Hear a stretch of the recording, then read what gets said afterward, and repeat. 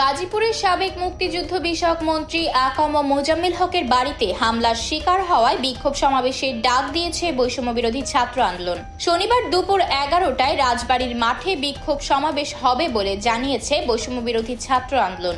এতে কেন্দ্রীয় কমিটির নেতৃবৃন্দ অংশ নেবেন। বৈষম্য বিরোধী ছাত্র আন্দোলন তাদের ফেসবুক পেজে বলেছে, গাজীপুরের বৈষম্য বিরোধী ছাত্র আন্দোলনের সংগঠকদের ওপর আওয়ামী সন্ত্রাসী মোজাম্মেল জাহাঙ্গীরের চাপাতি বাহিনীর হামলার প্রতিবাদে শনিবার বিক্ষোভ সমাবেশ অনুষ্ঠিত হবে।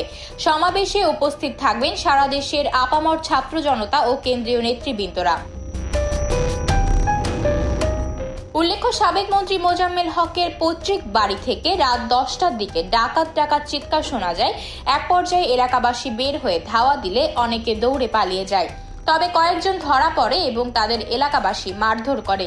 এ সময় গণপিটুনিতে অন্তত 12 থেকে 15 জন গুরুতর আহত হন।